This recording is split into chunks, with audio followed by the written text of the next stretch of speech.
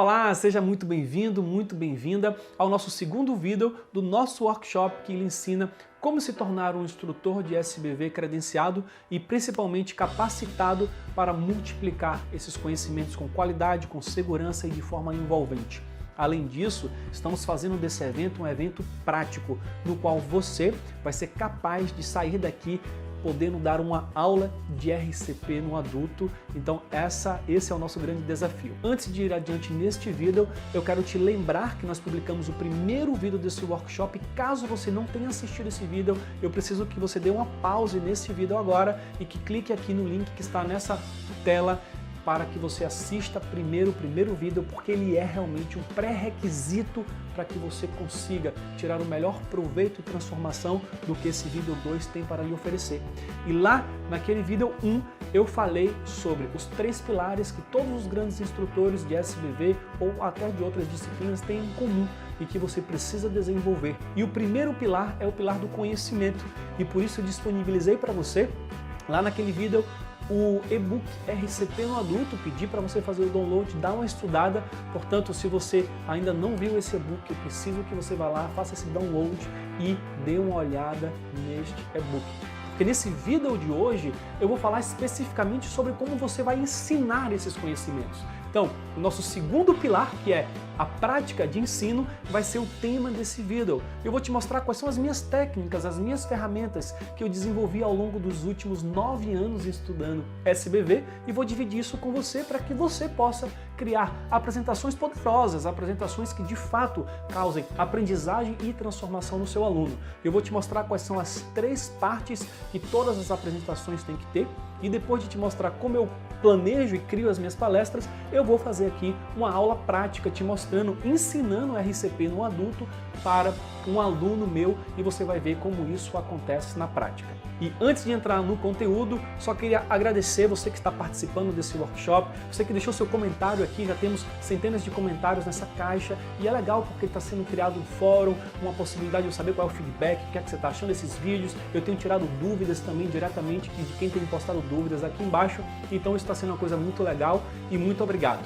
E só um pequeno aviso, se você é uma daquelas pessoas que tem medo de falar em público, que acha que falar em público não é para você porque você é muito tímido, não tem o dom de falar em público, então eu te convido para ir adiante. E olha só, quero te mostrar aqui o caso de Ellen, que é uma das nossas alunas que chegou justamente com essa queixa: meu Deus, será que eu vou ser capaz de falar, de transmitir esses conhecimentos? E a Ellen mandou um pequeno vídeo pra gente mostrando o que é que aconteceu com ela depois que começou a colocar em prática o que ela aprendeu aqui. Então dá uma olhadinha no que a Ellen tem para falar. Olá pessoal, meu nome é Ellen, sou aluna do programa Multiplicadores do Bem. Eu sempre fui uma pessoa muito tímida, sempre tive muitas dificuldades de falar em público e de fato no início eu achei que não fosse pra mim mesmo e eu falava, não, isso não é pra mim não. Foi aí que o Dr. Leonardo Clement, uma palavra que ele nos deu, ele falou, parecia que estava falando pra mim mesmo: se você é tímido, se você acha que não é pra você, eu quero te dizer que é pra você sim. Foi aí que eu pensei, então eu vou tirar a prova. Fiz a minha inscrição e eu posso falar para vocês que tem sido uma experiência maravilhosa. Durante muito tempo da minha vida, minha timidez, essa minha dificuldade foi um motivo de muita frustração. E hoje eu posso falar que sim, eu sou capaz de multiplicar o bem, eu sou capaz de passar os meus conhecimentos para as pessoas. E isso com certeza é muito importante para cumprir a nossa missão, que é salvar vidas. E aí, tá vendo que é possível? Então vamos lá, aqui para a lousa branca, falar sobre como ensinar RCP no adulto de forma didática, como montar suas apresentações. Então vamos aqui, eu vou subir e a gente continua a nossa aula. Ok, então vamos lá para o conteúdo da aula de hoje. E o objetivo dessa aula, na verdade, vai ser te mostrar na prática como você dar uma aula de RCP no adulto. Por isso que eu vou dividir basicamente essa apresentação aqui em 3 partes. Primeiramente, eu vou te mostrar como criar uma apresentação, quais são as 3 partes que toda apresentação precisa ter e o que não pode faltar em cada uma dessas partes. Eu vou falar rapidamente sobre os 4 passos que salvam vidas, apenas relembrar os 4 passos, mas na verdade a segunda parte vai ser falar sobre RCP no adulto de forma teórica. Isso é uma estratégia também de fazer uma apresentação de impacto. Mostrar primeiro na teoria e depois a parte 3 vai ser eu te mostrar aqui na prática como fazer na estação, dando a aula para um aluno, para um leigo. Então vamos lá começar falando de como criar uma apresentação. Antes mesmo de falar desses 3 passos, lembre-se que toda apresentação ela precisa ter uma fase de planejamento, uma fase de elaboração, uma fase de execução e uma fase de debriefing. Por sinal, se você ainda não está com seu caderninho, dá uma pausa e pega um caderninho para você ir anotando essas coisas, porque vão fazer muita diferença no seu desenvolvimento como instrutor. Então, na fase de planejamento, é interessante você saber quanto tempo você terá para a sua apresentação, quem é o público que vai ouvir, qual é a forma que você vai apresentar isso, se é na forma de slide, se é na forma de uma aula num quadro branco, se é um curso teórico prático. Isso tudo é fase de planejamento. Depois você passa para a fase de elaboração, onde você, por exemplo, vai criar o seu slide, ou vai fazer um mapa mental, ou vai começar a realmente organizar a sala no dia que você chega. Isso tudo é a elaboração.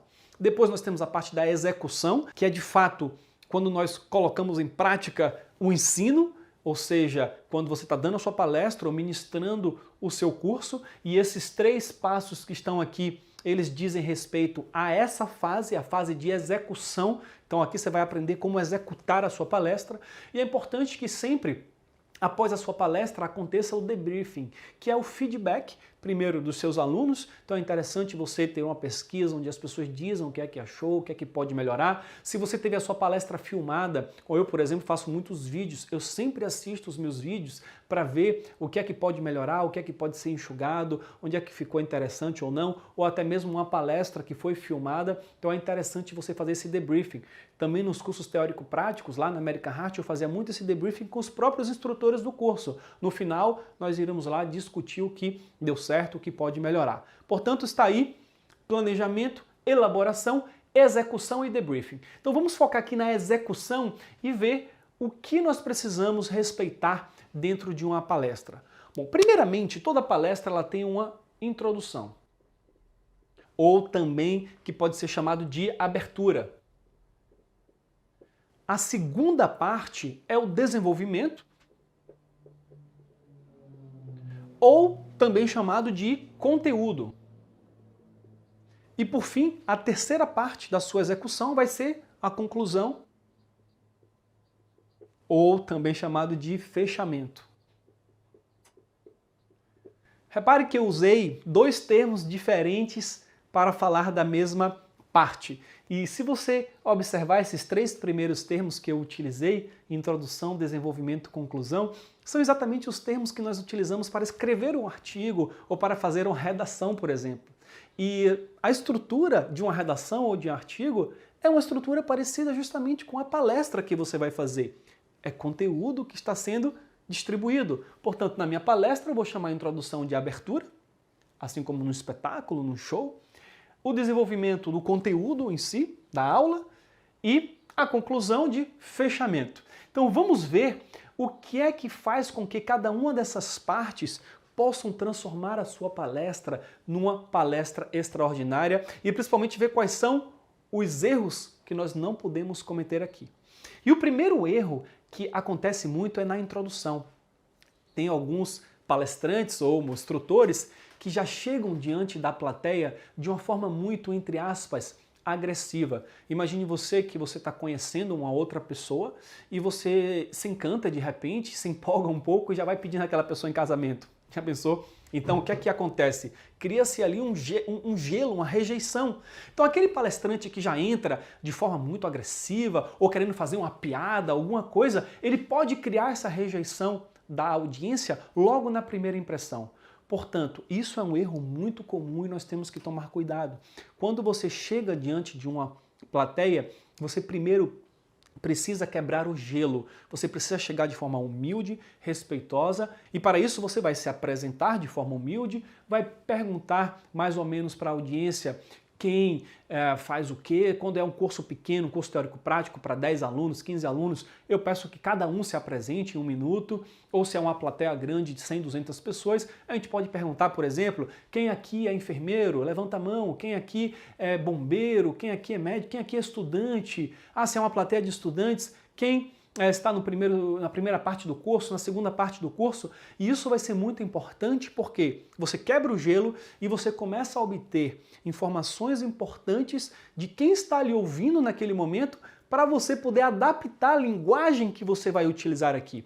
Porque a linguagem que você utiliza numa apresentação, ela é importantíssima. Por exemplo, no suporte básico de vida, se eu estiver dando uma palestra para um profissional de saúde ou de APH, como é o seu caso, e se eu estiver dando essa palestra para um leigo, para um grupo de mães ou um grupo de professores, eu não posso utilizar nem a mesma linguagem, nem a mesma abordagem, porque até o protocolo muda. Então nós temos que adaptar a nossa linguagem à nossa audiência. Então nessa primeira parte da introdução, importante, apresentações. Quebrou o gelo. Claro que aqueles grandes palestrantes que já são super famosos e chegam numa audiência que já conhece, que já idolatra ele já pode chegar fazendo uma brincadeira. Ou seja, já existe um relacionamento prévio. É diferente daquele primeiro contato, onde nós temos que ser cautelosos. Depois das apresentações, ainda na abertura, é interessante que você dê uma visão geral daquilo que você vai abordar. Ou seja, como se fosse o sumário de um livro. Olha, hoje nós vamos falar sobre RCP no adulto. E na RCP no adulto vou falar sobre avaliação, compressões e ventilações. Serão 3 partes. Isso é interessante porque a sua audiência sabe exatamente o que está por vir. Diminui a ansiedade. Não sei se você já passou por uma situação de um engarrafamento onde você não vê o final. Quando você não sabe onde está o final do engarrafamento, aquele engarrafamento pode demorar mais 10 minutos ou pode demorar mais 2, 3 horas. E o fato de não saber gera uma ansiedade, você gera um sentimento negativo. E na sua audiência, esse sentimento negativo, ele vai competir com a concentração dela. Se ela está sentindo ansiedade por não saber que horas vai acabar, ela automaticamente vai diminuir o nível de concentração e o nível de assimilação dos conteúdos. Isso vai ser prejudicial. Começa a olhar o celular, começa a mexer no WhatsApp, começa a fazer outras coisas que não deveria estar fazendo ali. Mas quando eu digo a palestra vai ter essa parte, essa parte, essa parte, eu já posso no meio, olha, estamos na parte 2, agora finalizando a última parte. A pessoa sabe exatamente para onde está indo. É como aquele engarrafamento que você está vendo que mais ou menos um quilômetro à frente teve um acidente, portanto, assim que você passar daquele acidente, a via está livre, então você fica mais concentrado naquilo que você tem que fazer realmente, a ansiedade diminui. Portanto, essas são as 2 grandes partes, aquela apresentação inicial e o sumário, mostrar aquilo que você vai abordar durante a sua apresentação. E observe que tudo que eu estou falando aqui eu utilizo nesse próprio workshop. Se você for para o vídeo 1, você vai perceber que eu fiz primeiro uma apresentação, depois eu mostrei o que seria esse workshop. E aí nós partimos para o conteúdo. Mas aqui existe um elemento interessante, que é um elemento de transição que nós podemos utilizar. É sempre interessante fazer uma transição. E essa transição ela pode ser feita por uma história. E essa história ela pode contar o porquê você está fazendo aquela apresentação ou alguma coisa que conecte, alguma coisa que aconteceu com você. Se você observar no vídeo 1, eu falo o porquê desse workshop está acontecendo, conto um pouco da minha jornada como instrutor e isso acaba criando uma conexão, uma identificação com a plateia e traz um elemento interessante que puxa a atenção da audiência. Feita essa conexão, eu entro então no conteúdo, no desenvolvimento. E aqui tem um erro muito grave que muitos palestrantes, instrutores cometem. Eles acham que aquela palestra é para você ensinar tudo sobre o assunto, esgotar o assunto com a sua audiência. E se você cometer esse erro, muito provavelmente a sua audiência não vai aprender. Vai entrar informação neste ouvido, vai sair nesse e nada vai ser retido de fato. Você tem que ter poder de síntese, você tem que saber selecionar quais são os assuntos, os tópicos mais importantes naquilo que você quer apresentar para mostrar somente isso para a sua audiência, para que sua audiência veja aquilo como de forma interessante e que sedimente aquele conteúdo. E se você conseguir realizar bem essa missão, automaticamente o seu aluno, no final, ele vai querer mais. E aí você motivou, você inspirou, você transformou o seu aluno e aí está a verdadeira recompensa, a verdadeira missão cumprida do instrutor. É quando o seu aluno sai e ele vai pesquisar mais ou ele vai estudar mais, ou seja, você mudou a vida daquela pessoa. Portanto, no momento de fazer o desenvolvimento do seu conteúdo, selecione os conteúdos mais importantes e interessantes para passar, não queira esgotar todo o conteúdo aí. E aí eu gostaria de te dar aqui duas ferramentas, duas técnicas para você inserir no seu conteúdo para prender a atenção da sua audiência. A primeira delas são as analogias. O que são analogias? Na verdade, é quando a gente faz comparações do assunto com coisas do dia a dia. Então, por exemplo, para te falar da importância de fazer aquele sumário, aquela visão geral, eu falei de um engarrafamento. Muito provavelmente você já passou por uma situação de engarrafamento, você se identificou com aquela situação e conseguiu entender. Quando eu ensino os 4 ritmos de PCR, que é um dos vídeos que eu divulguei no pré-workshop, eu falo de Flavinha, de Taveloz, de Antônio Eduardo Silva Pinto, do Assis, que são 4 personagens que se comparam a 4 ritmos de PCR. Quem assiste aquela apresentação consegue fixar graças ao poder da analogia. Então aí lá na fase de planejamento, quando você começa a pensar na sua apresentação, você já pode criar algumas analogias. E o interessante é que quando você pratica, sabe esse segundo pilar que nós estamos falando aqui? Quanto mais você pratica, mais você vai criando associações com o passar das palestras. Antes de inventar os 4 irmãos da família Pinto, talvez eu dei 50, 100, 150 talvez palestras falando sobre os ritmos de PCR sem ter essa sacada que poderia ajudar na aprendizagem.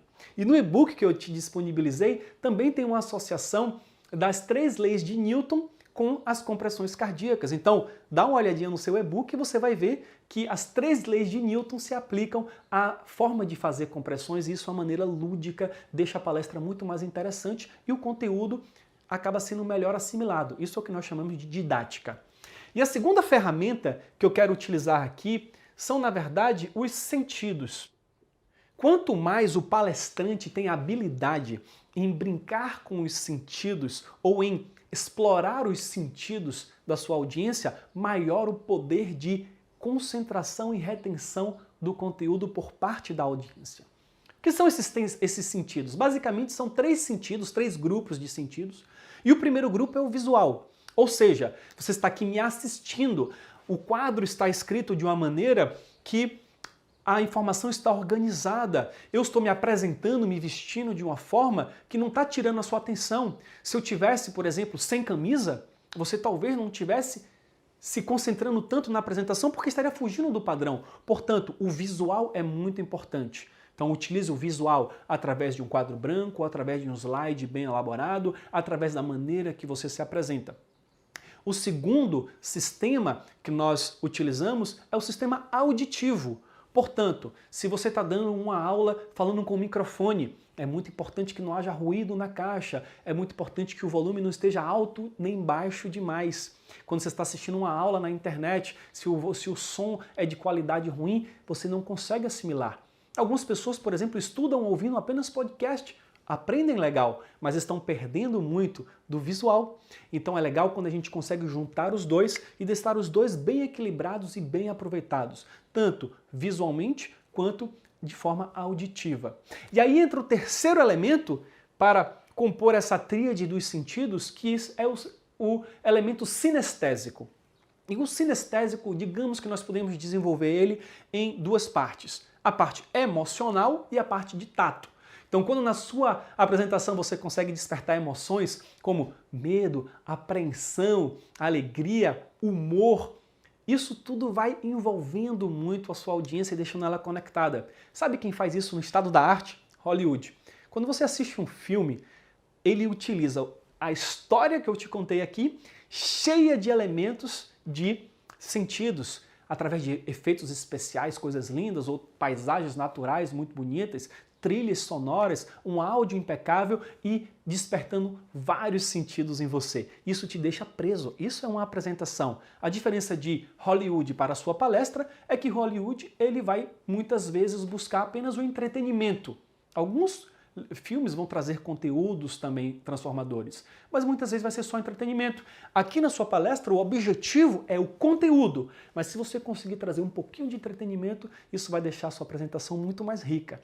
Então aqui está uma maneira interessante de você abordar o seu conteúdo, fazendo ele de forma lúdica, utilizando analogias, explorando todos os sentidos. E ainda tem uma coisa, dentro do sinestésico tem um tato, lembra que eu te falei? Portanto, quando você tem a oportunidade de fazer uma prática, como eu vou fazer daqui a pouco, colocar a mão na massa, então você está explorando mais um dos sentidos poderosos na aprendizagem. E esse sinestésico você tem duas formas de utilizar. Uma é praticando a RCP num boneco para aprender RCP, e dois é você praticando ensinar. Quando você vai aprender esse conteúdo e quando você vai ensinar, você está colocando o seu corpo em movimento, ou seja, você está aprendendo de forma sinestésica. Por isso que eu digo que o segundo pilar, que é o pilar da prática de ensino, ele fortalece o primeiro pilar, que é o pilar do conhecimento, porque você está utilizando o sinestésico para, na verdade, continuar aprendendo. E aí vem o final da sua palestra. Você fez uma ótima abertura, envolveu bem a sua audiência, fez um ótimo conteúdo que ficou bem claro, didático, envolvente, a palestra, a audiência ficou atenta ao que você estava dizendo e agora é hora de fechar com chave de ouro. Muitas vezes tem aquele ditado que diz que a última impressão é aquela que fica. Na realidade, se você fizer isso tudo muito bem feito, vai ficar algo muito maior. Mas é claro que se você finalizar a sua apresentação de forma errada, cometendo alguns erros, você pode de repente manchar o bom trabalho que você fez antes. Então qual é a maneira da gente encerrar uma apresentação?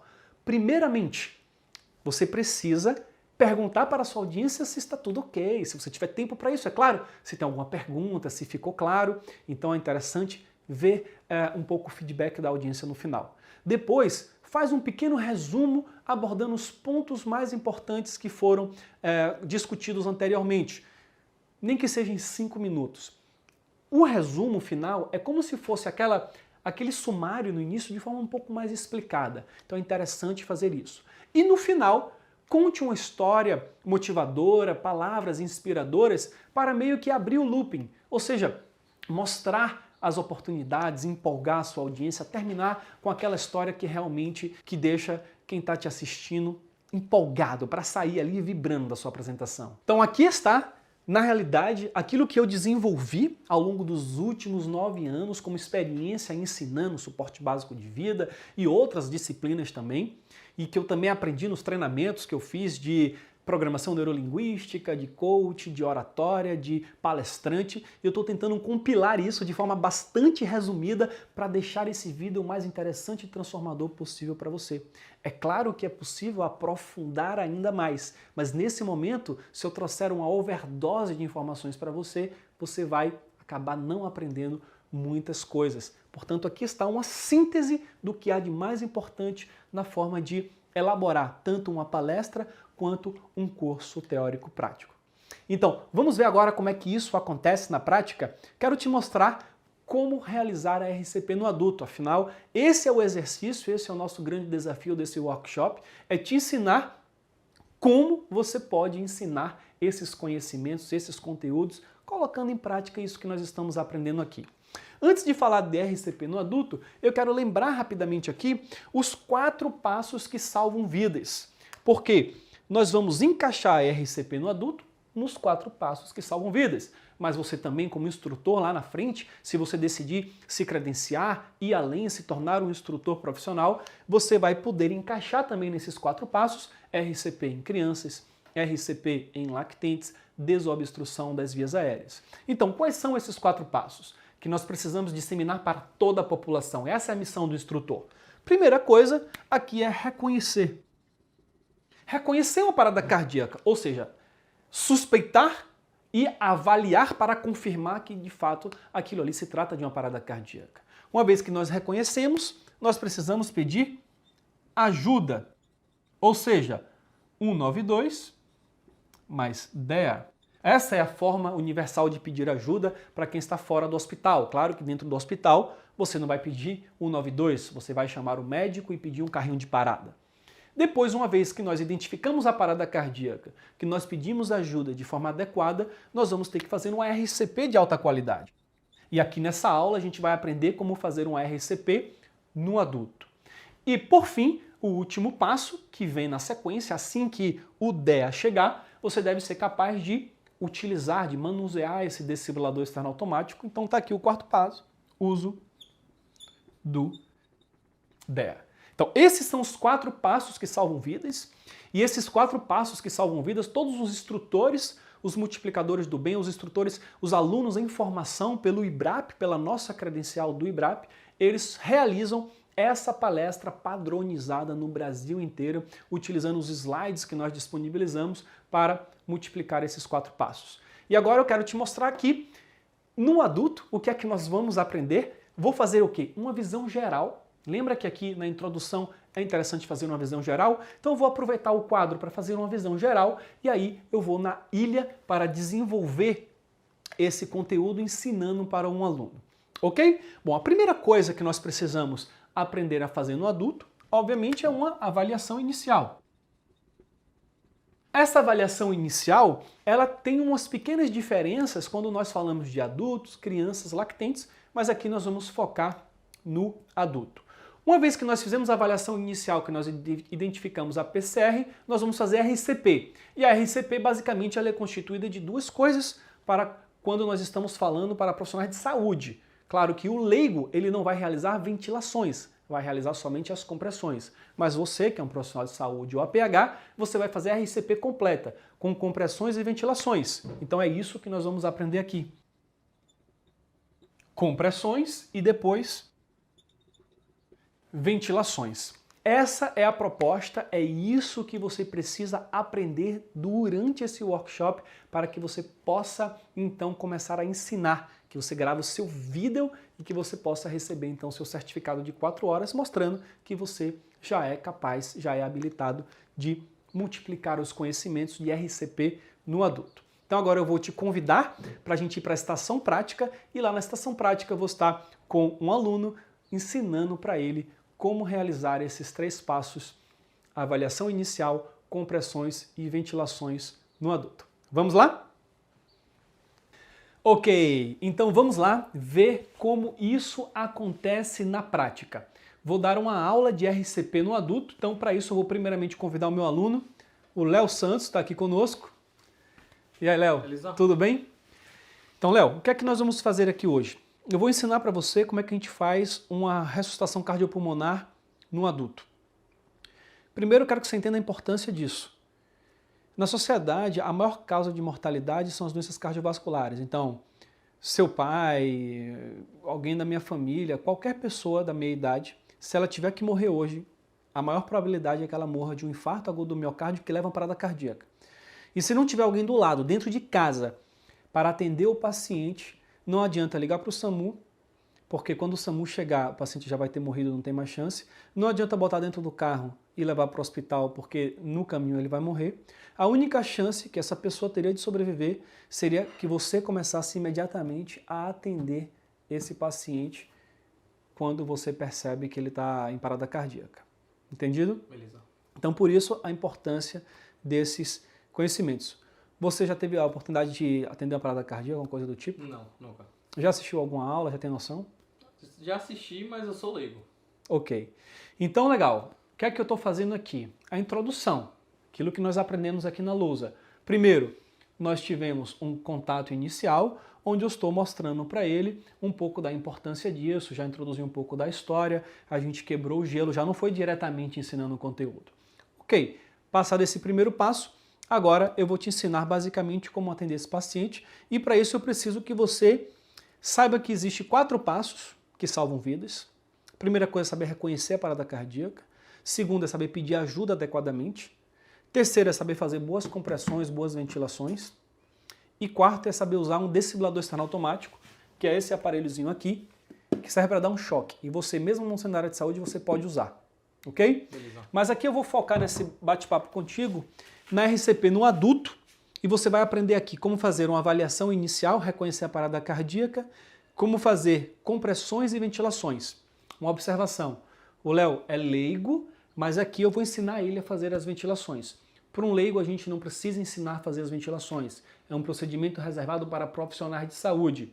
Mas aqui, a título didático, para que você que vai depois fazer o seu vídeo e ensinar para alguém, de repente você pode escolher ensinar para um profissional de saúde, então eu vou mostrar aqui como é que a gente faz esse procedimento. Ok, então vamos começar. Então, imagine que esse paciente, ele de repente está desmaiado em algum lugar, numa situação que você suspeita, olha, não é normal, não devia estar aí. Então a primeira coisa a fazer é avaliar esse paciente.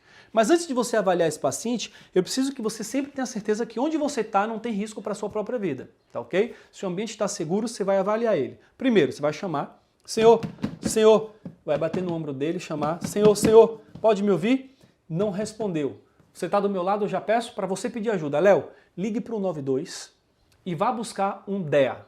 Aqui no shopping, se a gente estiver no shopping, pode ser que tenha um DEA na administração. Então, ligue para o 92 e vá buscar um DEA. Pedir ajuda e solicitei a Léo que ele fosse buscar um desfibrilador externo automático. Próximo passo, eu vou olhar se esse paciente tem pulso e se ele tem respiração, ok? Você que não é da área de saúde, basta você olhar se ele tem respiração. Você não é obrigado a saber checar pulso. Vou mostrar aqui para quem está nos assistindo. Então, eu vou aqui expor o pescoço dele para checar o pulso. Eu vou procurar aqui na cartilagem tireoide, se eu deslizar meu dedo com as duas polpas digitais para o suco carotídeo, esse suco que está aqui, que é onde passa a carótida, eu vou colocar de 5 a 10 segundos e vou ficar aguardando aqui para ver se tem pulso. E ao mesmo tempo, eu olho o tórax, para ver se tem respiração normal ou não. Após 5 a 10 segundos, se eu perceber que não tem pulso, não respira, isso é o quê? Uma parada cardíaca. Então essa é a primeira coisa, a avaliação inicial. Vamos lá. Primeira coisa, olhar se o local está seguro. Local estando seguro, e aí? O que é que você faria depois? Leigo. Primeira coisa, você vai checar a responsividade do paciente. Chama ele. Senhor, pode me ouvir? Você está vendo que ele não responde, é um paciente que está inconsciente. E o próximo passo qual é? Checar a respiração, ver se ele respira. Eu estou aqui do seu lado. Antes disso, já é um paciente que está inconsciente e desmaiado. Pedir ajuda então, chamar o DEA. Então como é que você me pediria ajuda? Ligue para o SAMU, ligue o 92 e traga um DEA. Ok, ajuda ok. Próximo passo, você faria o que então? Checar se tem respiração. Como é que você checaria que tem respiração? Ver se o tórax estiver exposto, ver se tem algum tipo de expansão aqui, correto? Quanto tempo? Não sei. Entre 5 e 10 segundos. Não é só olhar rapidinho assim, porque pode ser que você não ache nada. Entendi. Entendeu? Então você vai ficar entre 5 e 10 segundos, que é o tempo suficiente para identificar e não é tempo perdido demais na cena. Então você vai olhar 5 a 10 segundos se tem respiração. Então eu tenho que checar a respiração, olhando o tórax. Eu preciso despir a vítima? Excelente pergunta. Depende da roupa que a vítima tiver. Se a vítima tiver com uma roupa leve, uma roupa que é fácil identificar essa expansão torácica, você vai manter a roupa, não precisa despir nesse momento. Se a pessoa está com um casaco, alguma coisa que dificulta a visualização, você vai remover isso para poder visualizar melhor. Ok. Certo? Então, olhou aí, 5 a 10 segundos, não respira. Se você fosse um profissional de saúde, você checaria o pulso ao mesmo tempo. E aí, depois que você identificou que o paciente está inconsciente e não respira, fazer RCP, iniciar RCP perfeito. Imediatamente. Para o leigo é fazer compressões, não tem mais o que fazer. Você já identificou, já pediu ajuda, hora de fazer compressões. Então nós acabamos de aprender a avaliação inicial. Esse é o primeiro passo. Observe que eu estou utilizando aqui o visual, ele está vendo, ele está ouvindo e ele está colocando a mão na massa, aprendendo junto comigo. Ok? Então, uma vez que nós aprendemos a avaliação inicial, a gente vai para o segundo passo, que é aprender a fazer compressões cardíacas. Ok. Para fazer compressões cardíacas, você vai colocar o calcanhar da sua mão aqui em cima do externo desse osso. Essa pontinha aqui a gente chama de apêndice tifoide, a gente não pode comprimir em cima dela, 2 dedinhos acima, aqui no centro do tórax eu coloco minha mão. Coloco a outra mão por cima, cruzo os dedos dessa forma, para os dedos não tocarem no tórax, apenas o calcanhar da mão, e eu formo aqui um ângulo de 90 graus entre os meus braços e o ângulo da vítima, o plano da vítima. Os cotovelos ficam esticados, eu não posso dobrar o cotovelo, ok? Ok. E aqui eu vou fazer compressões forte e rápido, dessa forma. 1, 2, 3, 4, 5, 6, 7, 8, 9, 10. Perfeito? Essa é a maneira de fazer. A frequência que está nos livros, de 100 a 120 vezes por minuto, ou seja, a gente vai treinar isso, eu vou te mostrar aqui como são 100 a 120 vezes por minuto. Você pode treinar com uma música, assistindo um vídeo de um instrutor. ok? E a profundidade aqui no adulto é 5 a 6 centímetros. Nesse manequim tem um clique no momento que eu chego em 5 centímetros, que é mais ou menos para você saber a força que a gente usa. E muito importante, sempre deixa o tórax voltar para a posição original, certo? Vamos lá, sua vez, treina aí. Calcanhar da mão. Ok. Acima do Bem no centro, bem no centro aqui. Outra mão por cima, ângulo de 90. Vamos lá. 1, 2, 3, 4, 5, 6, 7, 8, 9, 10, 11, 12, 13, 14, 15, 16, Ok, 17. ok. Muito bem. Se a gente estivesse aqui num exercício teórico-prático, um curso teórico-prático, você estaria com seu aluno, você deixaria ele fazer 5 ciclos de 30 para ir treinando mesmo, que são 30 compressões. Um leigo que não ventila faz compressões contínuas sem parar.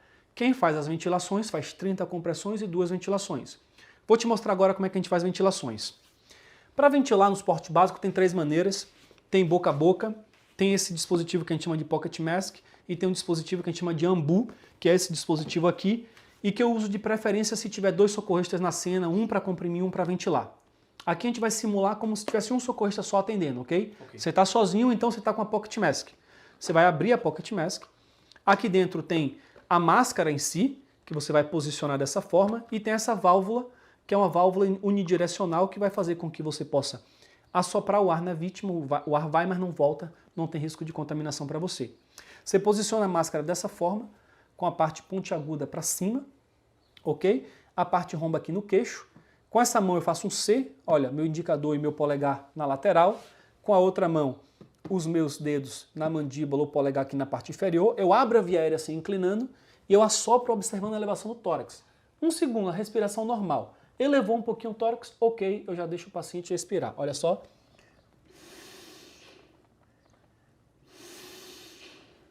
Ok? Nessa frequência. Se você vê que não está elevando, não tente soprar mais, senão você vai fazer insuflação gástrica. Vamos lá, você vai tentar agora, que é a minha válvula. Eu vou utilizar aqui uma válvula para você. Vamos tirar a primeira máscara daqui. Eu quero que você posicione e faça a ventilação. Vamos lá, mostra aí como é. Só ventilação. Isso, só ventilação. Perfeito, boa posição. Pode deixar o joelho onde estava. Isso, porque você vai, na hora da ventilação, apenas deslocar o tronco. C, veda. Abre a via aérea. Olhando para o tórax.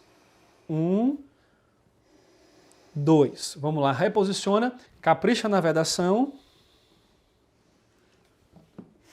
Ok. Isso. Muito bem. Então agora você fez a avaliação, você fez compressão e você fez ventilação. Vou te mostrar a sequência completa e aí você faz uma vez também. Ok. Então vou tirar aqui a sua válvula e a minha. Tem alguém caído na minha frente, o local está seguro. Senhor, pode me ouvir? Não responde.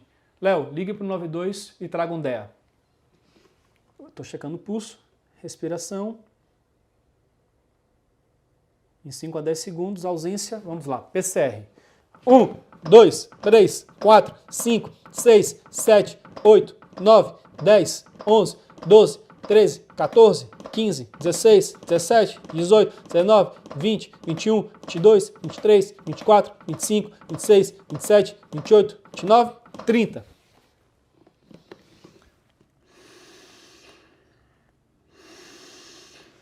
E aí eu continuaria dessa forma, 30 para 2, 30 para 2. Se tivesse alguém para trocar de função comigo depois de 5 ciclos ou 2 minutos, eu trocaria de função. Por exemplo, eu iria ventilar com o ambu e essa pessoa iria assumir as compressões.